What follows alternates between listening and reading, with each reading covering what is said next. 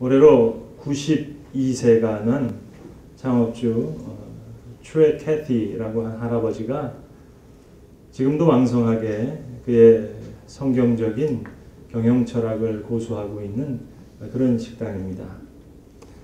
칙필레라고 하는 맥도날드와 같은 퀵 서비스 레스토랑입니다.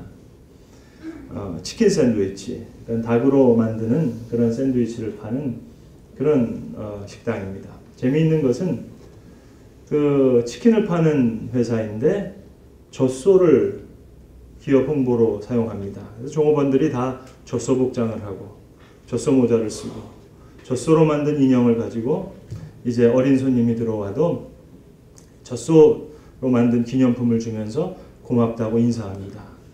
우리 같은 소 잡아먹지 않고 닭 잡아먹어서 너무 고맙다. 그래서 이 식당에서 하는 인사는 Eat more chicken. 더 많은 닭을 잡아먹으라고. 소 잡아먹지 말라고. 그런 식당입니다. 90이 넘은 할아버지가 뭘 지금까지 일하시나 하실지 모르겠습니다만은 이 노부부는 결혼하고 나서 20년 넘게 시골에 있는 부모님이 운영하시는 아주 가난한 식당에서 접시를 닦으며 막리를 하며 아주 고생을 했습니다. 그래서 거의 50이 가까이 돼서야 첫 번째 칙필레 식당을 열 수가 있었습니다. 아주 신앙생활을 철저하게 하시는 분이신데 그래서 그가 고수하는 이 경영 철학 5가지가 있습니다. 아무리 돈이 많다고 해서 이 체인점을 열 수 있는 것이 아닙니다. 이분의 성경적인 경영 철학에 동의하는 사람만이 체인점을 열 수가 있습니다. 그 5가지 이야기를 이 시간 다 말씀드리지는 못하겠습니다. 다만 한 가지만을 이야기해 드리겠습니다. 이 5가지 중에서 가장 중요하게 여기는 한 가지, 그것은 주일날 식당 문을 닫는다. 그것입니다. 예배 드려야 되니까. 수많은 종업원들도 예배하고 또 가정을 위해서 시간을 보내야 되니까 무슨 일이 있어도 주일날 식당 문은 닫는다.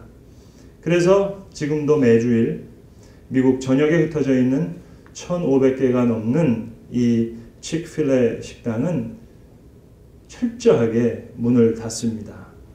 많은 사람들이 그에게 물었습니다. 아니, 제일 장사가 잘 되는 썬데이에 문을 닫으면 어떻게 되냐고.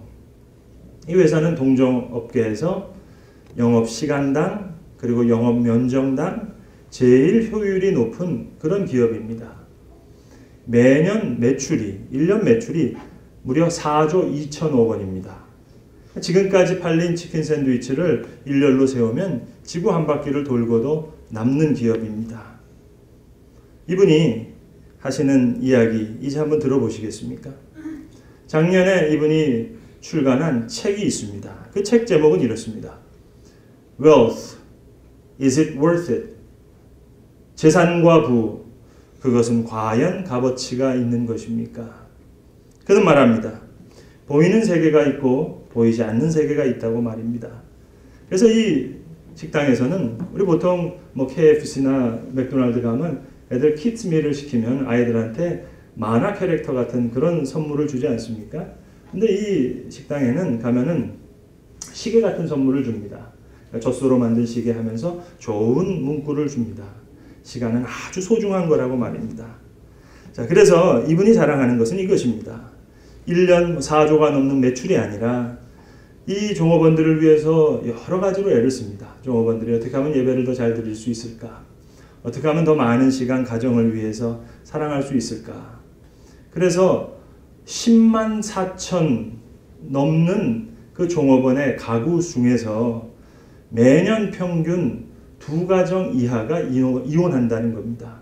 그래서 이것을 소중하게 여긴다는 거예요. 기업이 그것을 위해서 많이 애쓰는데 매출이 아니라 이 보이지 않는 사랑, 이것이 나는 너무 감사하다고 하는 것입니다.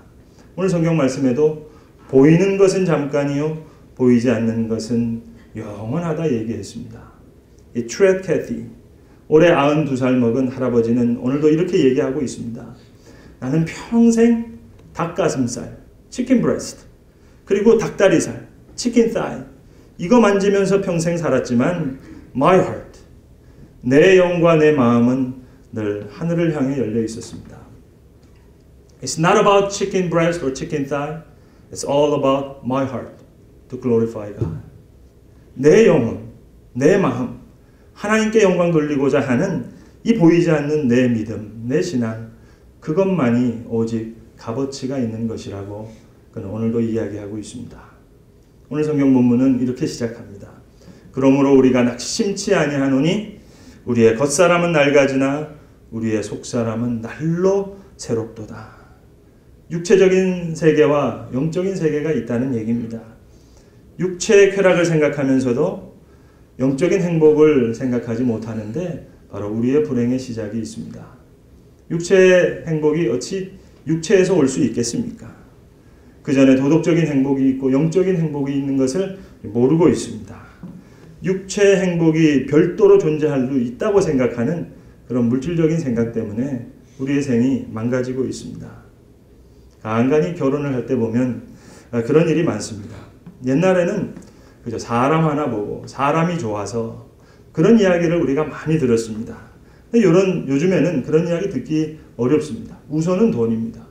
우선은 직업이 번듯해야 되고 우선은 경제력이 있고 그러는데요. 뭐 결혼을 잘했다고 이야기하지만 그 다음에 따라서 나오는 이야기는 참 슬픈 이야기를 많이 듣게 됩니다. 어떤 때는 겉만 보고 속을 보지 못합니다. 오늘 사도 바울은 오늘 본문 같은 장 7절에서 사람을 향해서 이렇게 비유합니다.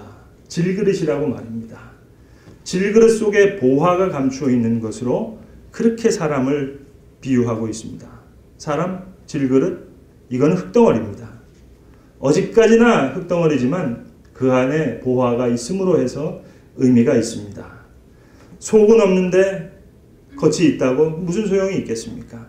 속사람을 멍청한데 아름다운 얼굴, 그게 무슨 의미가 있겠습니까? 여러분 한번 생각해 보세요.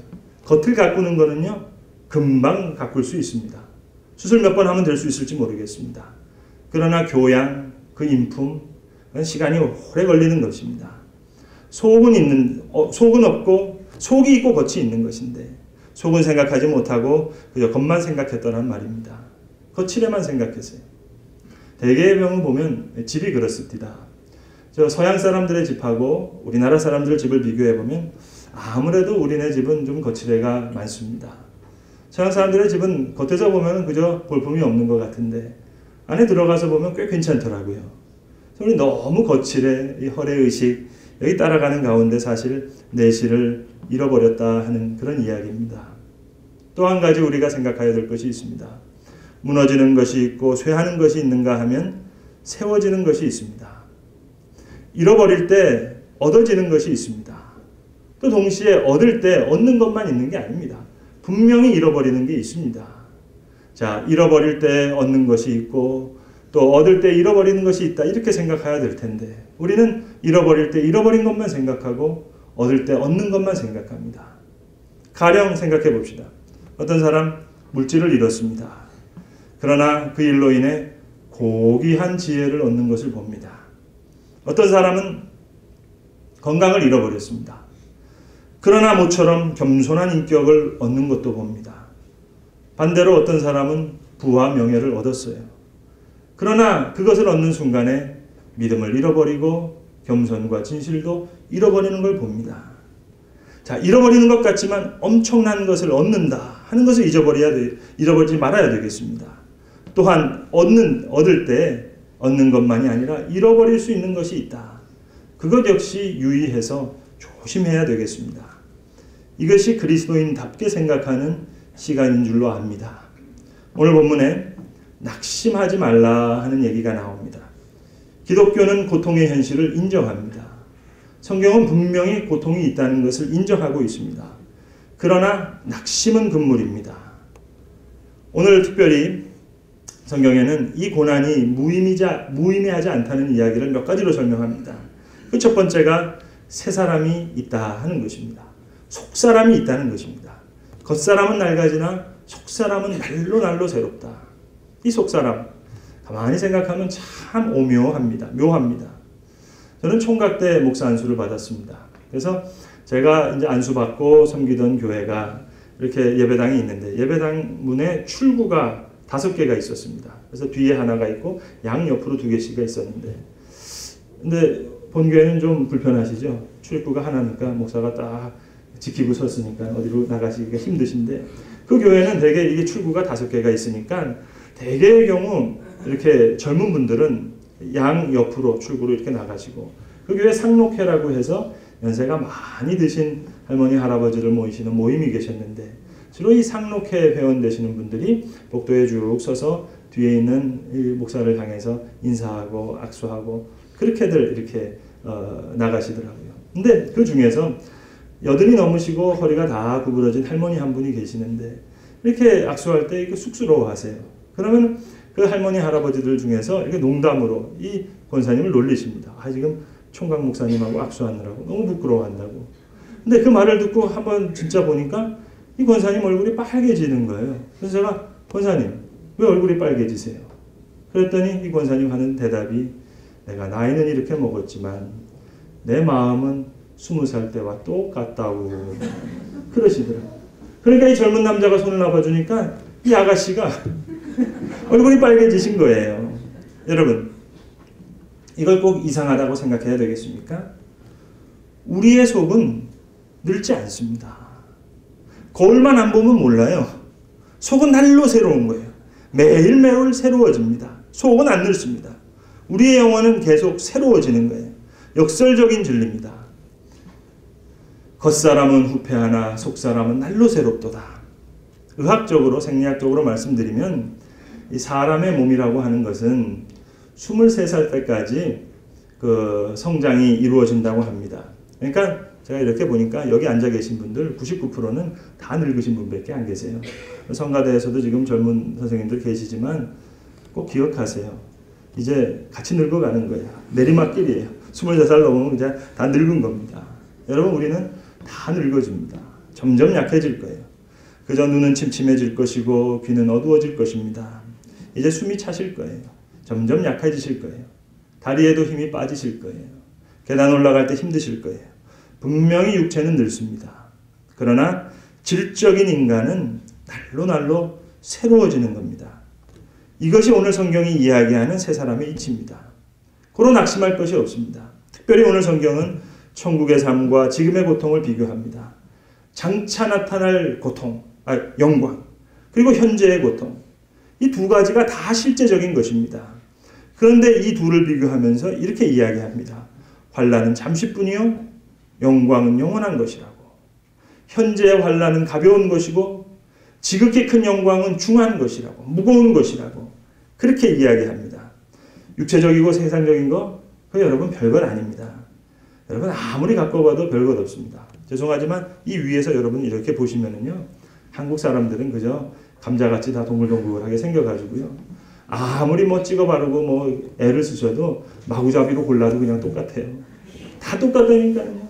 그러니까 뭐 찍어 바르고 그런 거 아닙니다. 단 만약에 비교할 수 있다면 여기서 보시면 예쁜 얼굴, 못생긴 얼굴은 없어요. 있다면 그저 밝은 얼굴, 어두운 얼굴, 그것만 있을 뿐입니다. 속사람이 중요합니다. 속사람. 오늘 그저 여러분 중요한 것은 속입니다. 잘 살아봐도 그거고 못 살아봐도 그만이에요. 그저 꾸벅꾸벅 모든 게 다 지나갑니다. 잠깐입니다. 그래서 예수님 제자들과 함께 십자가 지시기 전에 성만찬 하시면서 하신 말씀을 우리가 기억하지 않습니까? 조금 있으면 너희가 나를 보지 못할 것이지만 또 다시 조금 있으면 보리라. 십자가의 고통을 잠깐 지나가는 걸로 생각하셨어요. 그리고 부활의 영광을 영원한 것으로 그렇게 내다보셨습니다. 로마서 8장 18절은 아주 중요한 요절입니다. 생각건대 현재에 관하는 장차 나타날 영광과 좋게 비교할 수 없도다. 종교개혁자 존 칼빈은 바로 이 말씀을 여러 번 외우다가 임종하였다고 합니다. 현재 받는 고난은 장차 받을 영광과 좋게 비교할 수 없도다. 놀라운 이야기 아닙니까? 이 영적 시각이 있기 때문에 낙심하지 않는다는 겁니다. 여러분 무엇을 보고 삽니까? 없어지는 것이 있는가 하면 얻어지는 것이 있고, 사라지는 것이 있는가 하면 소송케 되는 것이 있습니다. 그저 육체의 모습, 세상의 모습이라는 거 점점 이 모양 저 모양으로 낡아질 거예요. 그러니 여러분 그 너무 벌벌벌 떨지 마세요. 그렇지만 새로워지는 것이 있습니다. 신령한 세계로 말입니다. 어차피 이 세상 이래저래 떠나야 됩니다. 떠나는 방법으로 병이 걸리기도 하고 암이 있기도 하고 또 자동차 사고가 나기도 하고 그렇게 하면서 가는 거지. 병이다 공해다 하면서 벌벌 떨 거 없어요. 사실 정확하게 말하면 너무 오래 살아서 걱정이지요. 그게 걱정이지 병이다 공해다 그건 너무 지레 겁먹을 것이 없습니다. 그래서 여러분 새삼스러운 얘기 아니에요. 뭐다 뭐니 해서 사람들 괜히 노이로제에 걸리게 만드는데 그럴 것 없습니다. 중요한 것은 영적인 겁니다. 영혼이 건강하여야 육체도 건강하죠. 정신이 건강하지 않은데 육체인들 그래 남아있어서 뭐 하겠습니까? 어찌해서 육체의 질병에 대해서는 벌벌 마음을 졸이면서도 어떻게 영적으로 썩어져가고 있는 것에 대해서는 이렇게 모르고 있단 말입니까? 문제가 어디서부터 시작됐습니까? 영광과 약속은 엄청난 것입니다. 독일의 종교개혁자 마틴 루터가 유명한 말을 했습니다. 우리에게는 중요한 두 날이 있다고 말입니다. 오늘이요, 하나는 오늘이요, 또 다른 날은 그 날이다. Today and that day. 오늘은 그날을 위해서 준비할 수 있는 유일한 날이요. 그날은 오늘에 대한 의미를 부여하는 날이다. 여러분, 오늘만 생각하는 사람 절망할 수밖에 없습니다. 그러나 그날을 바라보고 살아가는 사람, 그날의 소망을 두고 살아가는 사람, 바로 그날이 오늘이라고 하는 이 날에 의미를 부여할 거예요. 그래서 사도 바울은 고린도후서 1장에서 이렇게 간절히 성도들을 위해서 기도합니다. 그날에 너희가 우리의 자랑이 되고 우리가 너희의 자랑이 되리라. 그걸 생각하면서 그가 살아가는 생에 의미를 부여했단 말입니다. 제가 아는 지인 중에 대학에서 철학을 가르치는 분이 계십니다. 제가 대학교 다닐 때 2년 동안 한 5명이 모여서 철학 스터디를 했는데 매주 한 번씩 만났습니다. 제가 학부 1, 2학년 때 이 형이 저보다 5살이 위인데 그 대학원 철학 박사과정을 맡고 있었습니다. 그래서 늘 한 2년 동안 매번 만나면서 철학을 가르쳐주던 형인데 지금도 대학에서 철학을 강의하고 있지만 그의 직업은 철학과 교수가 아닙니다. 영화음악 감독입니다. 지난달 대종상에서도 이분이 그 영화음악 감독상을 받았습니다. 그런데 재밌는 게 그거예요. 이분은 얘기합니다. 나는 직업이 영화음악 감독일 뿐이지 나는 늘 철학적인 사람이라고. 사상가가 내 직업이라고. 따지고 보면 그렇습니다. 유명한 철학자들 예컨대 스피노자 같은 사람 안경장수를 했고요. 라이프니츠 같은 사람은 외교관이었고 우리가 잘 아는 니체는 소설가도 했다가 화가도 됐다가 평론가도 됐다가 다양한 직업을 가지고 있었습니다.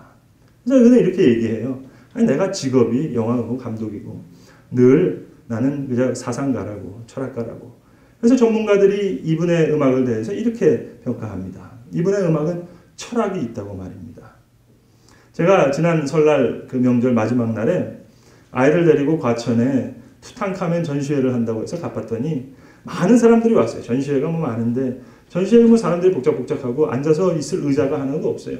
의자가 하나 딱 이렇게 있는데 거기 어디서 많이 본 사람이 앉아서 철학적인 묵상을 하는 사람이 있더라고요.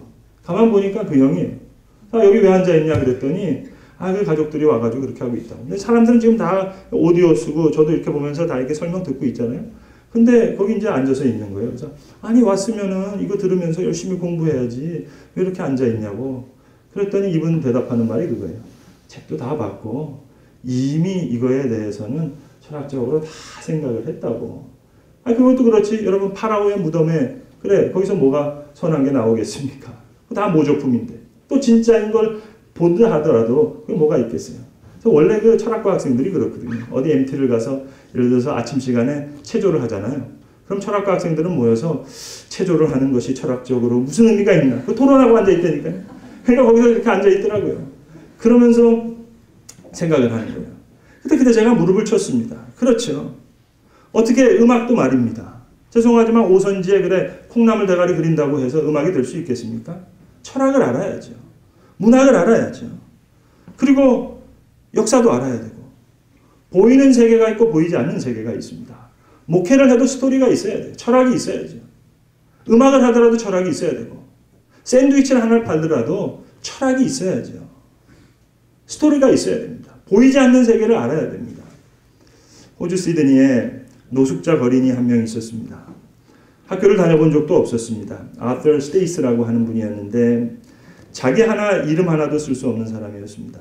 농마주의로 살다가 고아원에 들어갔다가 고아원에 나와서 다시 알코올 중독자로, 그리고 저 매춘굴에서 그저 끈앞풀로 그렇게 살아가는 사람이었습니다. 이분이 40대 중반이 되었을 때 1932년 11월 어느 날 어떤 호주 목사님의 설교를 듣게 됩니다. 그 설교의 제목이 Echoes of Eternity, 영혼의 메아리라고 하는 제목이었습니다. 이사야 57장을 본문으로 해서 목사님이 설교를 하셨는데, 이분이 이 설교를 듣다가 Eternity, 영원이라는 말을 들을 때 가슴이 너무 뜨거워졌어요. 좀 불덩어리가 됐습니다. 그리고 이제 예배 마치고 나서 나오면서 그 길바닥에 꼬꾸러져가지고 엉엉 울면서 하얀 분필로, 백목으로 길바닥에다가 Eternity라는 글자를 쓰게 됩니다. 자기 이름 석자도 못 쓰는 사람이 Eternity라고 하는 그 귀한 단어를 길바닥에 백목으로 쓰는 거예요. 그리고 나서는 계속 이 Eternity라는 글자를 시드니 골목골목마다 쓰고 다니는 거예요. 마분지로 신문지로 뒤집어 자고 있는 노숙자가 있으면 밤에 조용히 가서 그 노숙자가 자고 있는 옆에다가 Eternity 백목으로 쓰고, 또 저 노름하고 있는 사람도 있으면 그 집 앞에다가 또 Eternity라고 백목으로 쓰고, 또 공사판에 노가다들이 일하고 다 떠난 길에다가 다시 써놓고, 그럼 새벽에 오다가 그걸 보는 거예요. 이러기를 무려 35년간 50만 번. 그러니까 시드니의 전설이 되는 겁니다. 자고 일어나 보면 어떤 사람이 자기 집 앞에다가 Eternity라고 백목으로 써놨으니까 이게 누군지를 좀 알아봐야 되겠는데, 경찰까지 나서서 나와보지만은 도저히 알 수가 없는 거예요. 그래서 시드니 사람들은 그저 미스터 이터니티, 미스터 이터니티 이런 사람이 있다 이렇게 생각하는데, 이분이 돌아가시기 얼마 전에 어떤 목사님이 새벽 기도를 들어가게 되는데, 그 교회 청소부예요. 청소하시는 할아버지인데 뭔가 구부정하게 있는데 백목을 들어다가 교회 앞에다가 이터니티를 쓰는 거예요. 그 글씨예요. 그래서 이 목사님을 통해서 이 아터 스테이스의 이야기가 이 호주에 알려지게 됐습니다. 여러분, 지금도 시드니에 가시면 시청 앞에 이분이 쓴 큰 글씨 이터니티가 있습니다. 그리고 하버 브리지라고 하는, 우리로 따지면 서울의 한강대교 같은 데죠. 그 교각에 21세기가 시작되면서 2000년도에 이분의 글씨를 크게 해서 환한 조명을 키워서 늘 오늘도 시드니의 밤하늘을 이의 글씨가, 영원이라는 글씨가 밝히고 있습니다. 본향을 향해 가는 거예요. 일자 무식이라도 영원을 생각할 때 고귀한 생을 살아가는 겁니다. 지극히 크고 영원한 영광이라 했습니다. 모세를 가리켜서 히브리서 11장 26절은 이렇게 기록합니다. 그는 애굽의 모든 부하보다 그리스도를 위하여 받는 수모를 더 큰 재물로 여겼으니, 바로의 궁정에서 얻는 세속적인 영광보다 그 민족과 함께 그리스도와 함께 겪는 고난을 더 기뻐하였기에 그는 광야로 나설 수 있었습니다. 그는 영원한 편을 선택했습니다. 히브리서 12장 2절에서 예수님에 대해서 이렇게 말씀합니다. 그는 그 앞에 있는 기쁨을 위하여 십자가를 참으사 부끄러움을 개의치 아니하셨다. 여러분, 우리는 보다 더 신령하고 보다 더 영원하고 보다 거룩한 곳에 관심을 두어야 되겠습니다. 우리의 눈을 뜨고 우리의 귀를 다시 밝히 열어야겠습니다. 영원한 건 모르면 현재도 모릅니다. 미래를 생각하지 못하는 사람 현재도 망칩니다. 속을 채울 수 없는 사람의 겉모양, 여러분, 생명을 모르는 자의 물질, 그거 반가운 일 아닙니다. 여러분, 영원한 것, 위의 것, 속사람의 문제, 하늘의 영광, 땅의 평화라 했습니다. 거기에 관심을 두십시다. 육체에 대한 거 대충 해두세요. 아무리 위해봤자 별것 아니니까요. 어차피 얼마 안 남았으니까요. 다 지나갈 거니까 잠깐 잊어버리세요. 관심을 확 돌려서 신령한 것을 얻을 때 물질적인 것도 의미를 찾게 될 것이고, 영원한 것을 얻게 될 때 오늘의 생도 의미가 있을 것입니다. 겉사람은 낡아지나 속사람은 날로 새롭도다. 우리가 주목하는 것은 보이는 것이 아니요 보이지 않는 것이니, 보이는 것은 잠깐이요 보이지 않는 것은 영원함이라. 바로 여기에 우리 궁극적 관심을 두어야 하겠습니다. 기도하겠습니다. 아버지 하나님, 주께서는 늘 보다 더 신령하고 영원한 것으로 주시려 하지만 우리는 늘 찰나적인 것을 찾아 헤매고 있습니다. 그날을 버리고 이날만을 생각하면서 본향을 잊고 이 나그네견에서만 헤매는 저희들 긍휼히 여겨주시옵소서. 날로 날로 새로워지는 속사람으로 우리를 소송케 하여 주시고 이제는 보이지 않는 영원한 세계, 그 지극히 크고 영원한 영광을 바라보며 본향을 바라보며 주께 나아갈 수 있는 주의 권속들 되게 하시옵소서. 예수님의 이름으로 기도드립니다.